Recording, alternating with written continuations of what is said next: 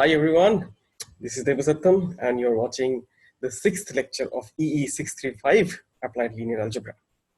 Okay, so far we have been looking at this abstract idea of vector spaces, and we have learned various important ideas concerning vector spaces. Namely, first of all, to start with, we learned about fields. We then learned about the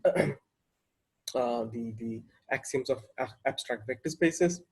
Then we saw this idea called subspaces. Then we saw something like, we saw generating set, we saw basis, we saw linear independence, and we also proved some very nice and important theorems all along. Okay, and then we saw this nice idea about coordinates that can be attached to finite dimensional vector spaces. And by the way, this finite dimensional reminds me that we have also looked at this uh, immensely important, great idea called the dimension of a vector space. Okay. Now today's lecture would be devoted almost entirely to one of the most celebrated theorems of linear algebra. Yeah. This is called the rank nullity theorem. Yeah. So what we'll do in in the first module, we are going to look at more, what should I say, manifest version of this rank nullity theorem involving only matrices. And then we'll see that how we prove this rank nullity theorem with some considerable amount of difficulty. Whereas then we'll see an abstract proof of the same theorem involving only ideas from abstract vector spaces, and we'll see that that abstract idea is much simpler. That abstract proof is much simpler. Okay, and in the process we'll also learn certain nice things about two very important subspaces. Yeah, namely image of a linear map and kernel of a linear map. Okay, so that's the plan. So let us try and proceed with the plan. So first, we're going to look at the more concrete but complicated version of the result, namely rank nullity theorem of matrices. Okay, so before we proceed, we will need to share my screen. Let's see whether it works. It should be up any moment.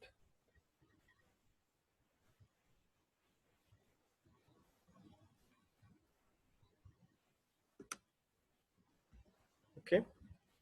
Yeah. So we're going to talk about this rank nullity theorem of for a matrix. So what we start with is just matrix A, right? Which is coming whose entries are coming from a field, and suppose it's an M cross N matrix. Okay. So now when we talk about rank nullity, let me first explain what these two terms really mean.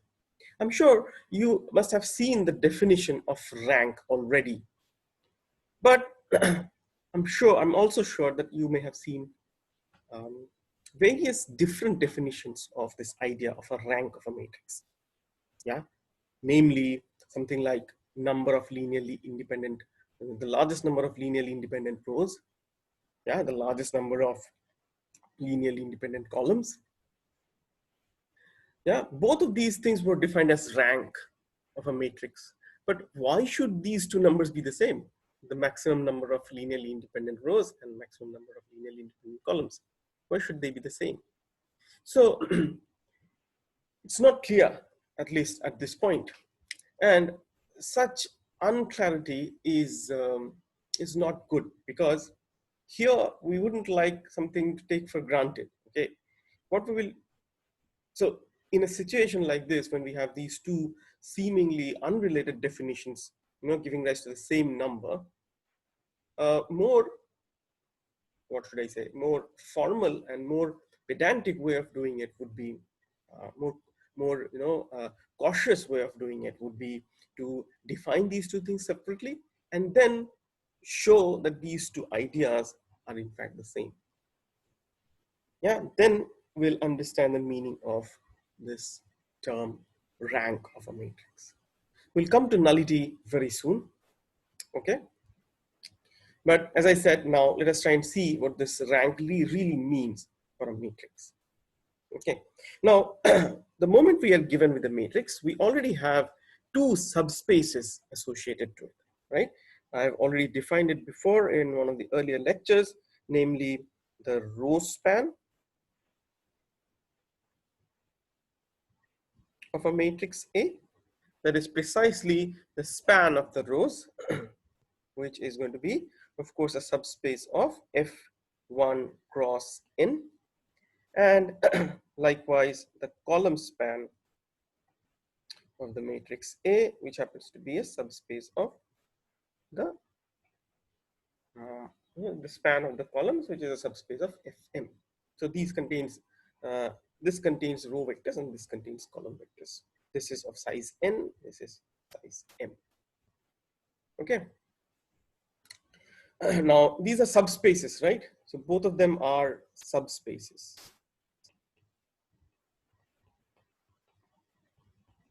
And of course, they're finite dimensional, you see, because this guy itself is finite dimensional. This has dimension n, and this is finite dimensional. This has dimension m. So of course, these two subspaces must also be finite dimensional, right? So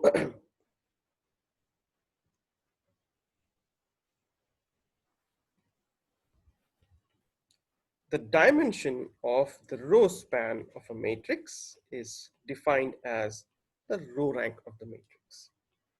So row rank of A is dimension of the row span of A. Okay, you may or may not wish to put a bracket here, doesn't really matter. And similarly, the column rank of a matrix would be defined as the dimension of the column span of the matrix A.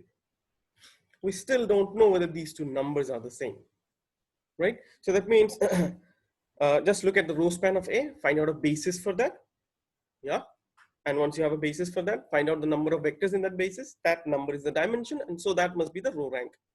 And you see, obviously, because we have already seen that, that, row span of A is the same as row span of R, where R is the row reduced echelon form of A, and row span of R, because the rows, the non-zero rows of the row reduced echelon form of a matrix is a basis for that row span. Therefore, therefore, row rank of a matrix A is nothing but the number of non-zero rows in the RRE of A. So number of non-zero rows in the row reduced echelon form of a matrix A is its row rank. Similarly, if you do column operations, then column rank will turn out to be, so the column rank of A will turn out to be number of non-zero columns in the column reduced echelon form of A, right? But these are two distinct operations, row operation and column operation. So why should these two numbers be the same is not clear at this point. So we have two distinct things defined separately, individually, independently. They individually make sense. So row rank is defined as the dimension of the row span of A. Column rank is defined as the dimension of the column span of A. And it turns out that if you have the row reduced echelon form of A, then the number of non-zero rows is the row rank. If you have the column reduced echelon form of A, then the number of non-zero columns in that will be the column rank of this matrix A. But why these two numbers should be the same requires some investigation, and that is precisely what we are going to do now. Okay. The tool that we are going to employ in order to understand this would be the idea of row operations and column operations, and how the row span and the column span behave under row operations and column operations. So the tool, or the basic question that we would like to answer, the fundamental question is how do row span and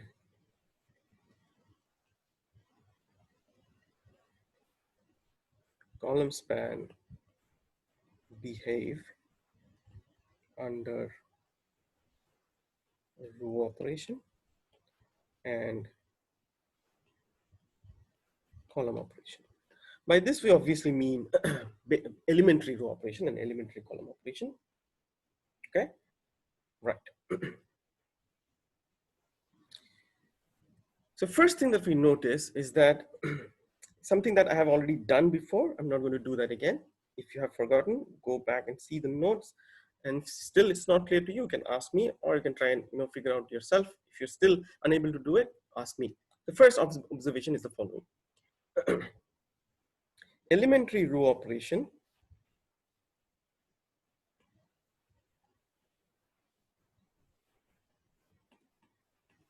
keeps row span invariant. Yeah, we have seen this before. So if I have a matrix A, so that is this A, suppose by some elementary row operation goes to a matrix A hat. Then we have seen that row span of A is in fact a row span of A hat. So elementary row operation doesn't change the row span, right? However, so this is one thing that we, you know, that we can deduce. We have already seen before, and from here it immediately follows that in that situation, row rank of A must be equal to row rank of A hat. Yeah, because row rank of A is the dimension of row span. So for the row span, I'm going to write RSP of A. This is equal to dimension of RSP of A hat. But these two are equal because row span of A is equal to row span of A hat, as we have observed. RSP A is nothing but shorthand for row span of A, and likewise CSP of A is the column span of A. These are the two abbreviations that we are going to use. Okay. However, I need you to, I want you to notice the following, that column span, however, of A and column span of A hat need not always be equal. Sometimes when it's a special situation, it may still be the same, but in general, it need not be. When you do a row operation, yeah, the column span can change. I can give you some very simple example. Like for example, you see, trivial examples, yeah. Think of the matrix 1, 1, right? So column span of 1, 1 is this. Now, suppose this was my A, I can do the following row operation.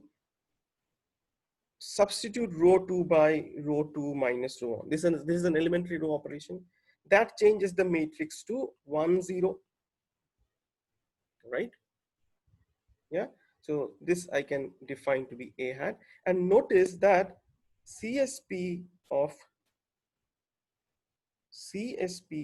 A and CSP of A hat. This is CSP of 1, 1, and this is CSP of 1, 0. Obviously, the two are not equal.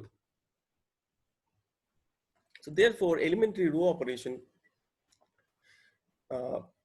can potentially change the column span. It will not keep column span in general invariant. So elementary row operation. So second observation, elementary row operation uh, does not in general keep CSP invariant. It doesn't keep in general the CSP invariant. However, there is something that it will keep invariant. Yeah, as far as column span is concerned. What is that? It is the following. Now, okay.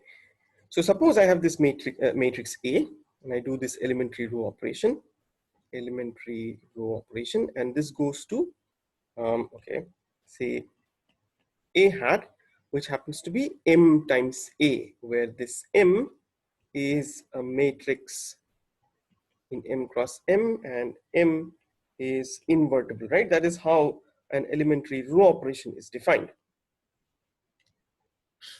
Okay. Now, column span of A hat is, of course, column span of M A hat, right? Yeah, so this is a subspace. This is also a subspace. Now notice the following.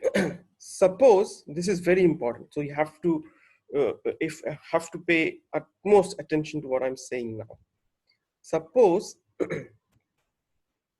what should I use? Let's use V only. Yeah. So suppose V1, V2, dot dot dot up to say VR. This set, which is a subset of Fm, so these are column vectors of size m. Suppose this is a basis. Yeah, remember what the definition of basis is. Suppose it's a basis of column span of A, right?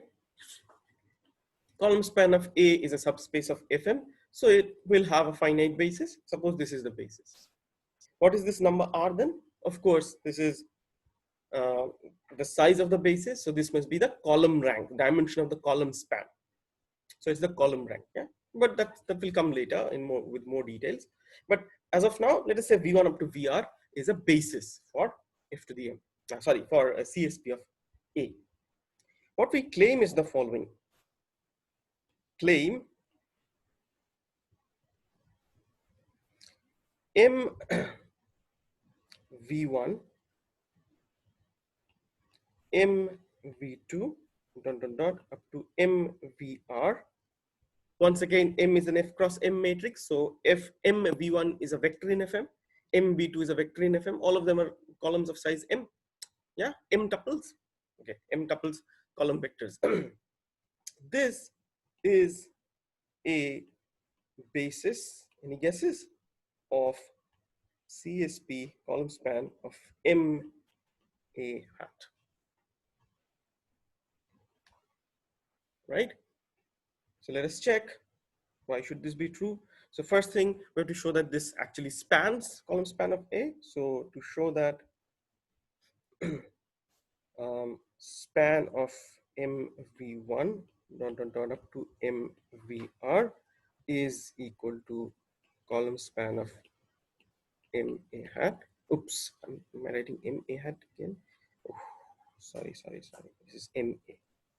This is just MA. It's too bad. MA, MA, yeah, right. Yeah. Column span of MA. Right? Which is the same as column span of A hat. It is the same as column span of A hat. Yeah, now it's fine. To show that this is true. So, of course, all we have to do is the following. This span certainly is contained in column span of MA, because each of these vectors are in MA, column span of M acting on column span of column span of A. So therefore, this is obvious.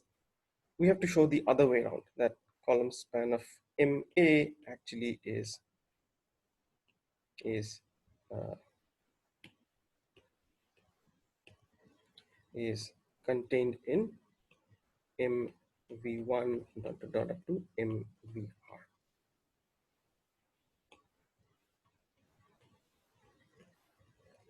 Now for that, let's say W belongs to column span of MA. This of course implies there exists some X in Fn such that W is equal to MAX.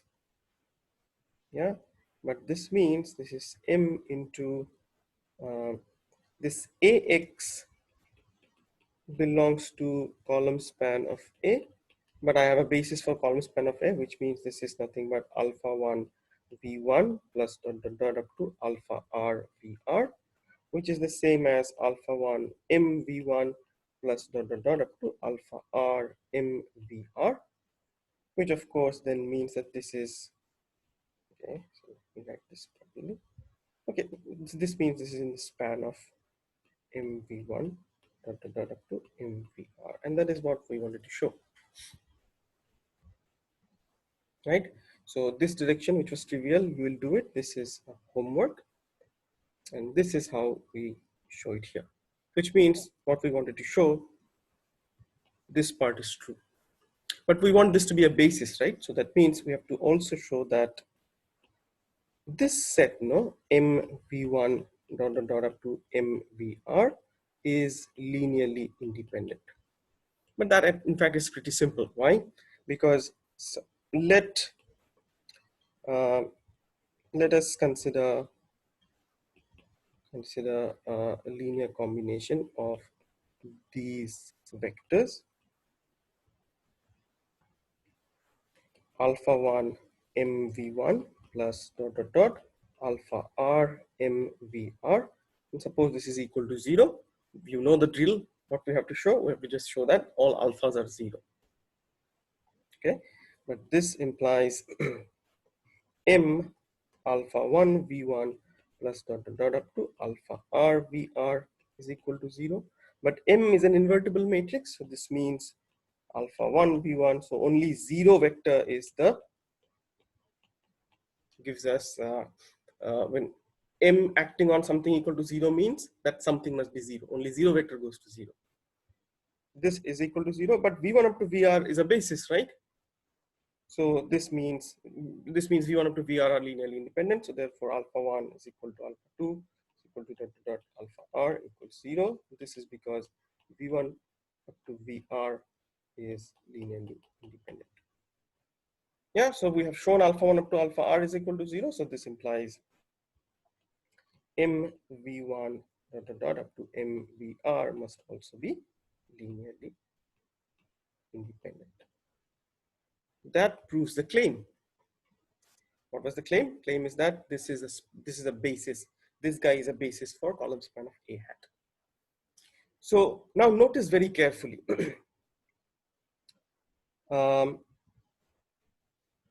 B being a basis for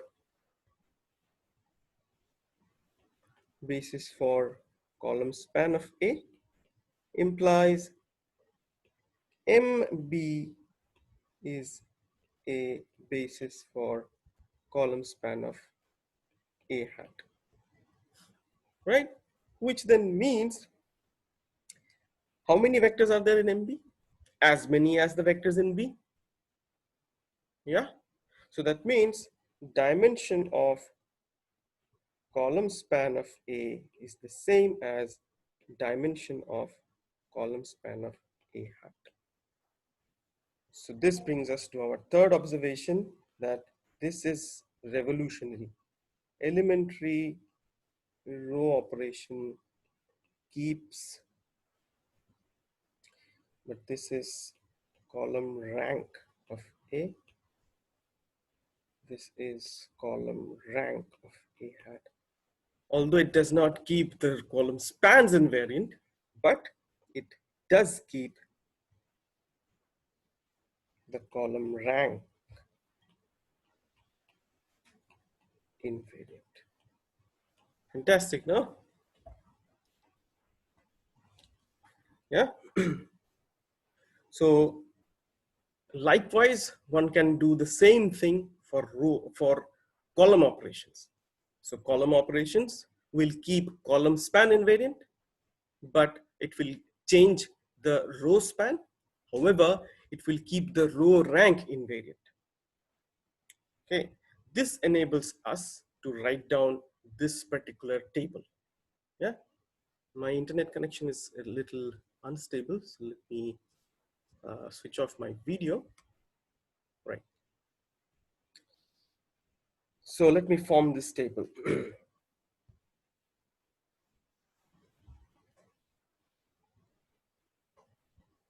Row span, column span,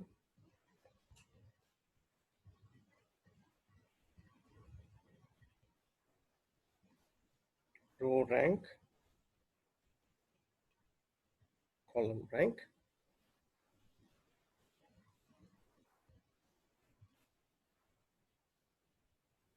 elementary row operation keeps invariant question mark, elementary column operation keeps invariant question mark. Okay, so this then enables us to draw up this table.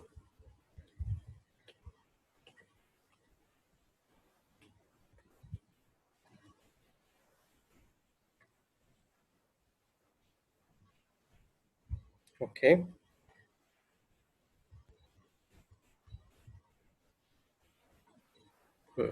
now let us fill this up.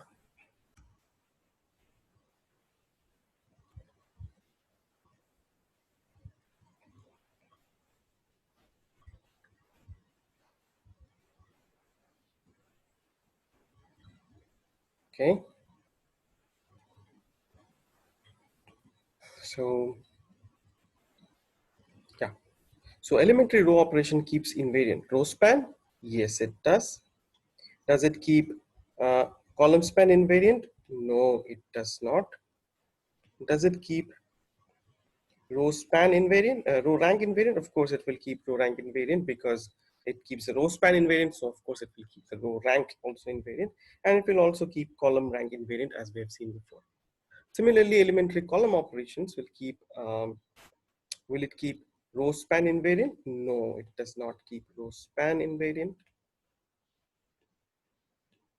It does not keep row span invariant. However, it will keep column span invariant, and it will also keep row rank invariant and column rank invariant. Okay. Now let us take a short break here and we meet for the second module. Okay. There is no immediate action. Okay, maybe you can look at one immediate attention problem, namely immediate attention problem. Very simple. Verify this table with matrices of your choice.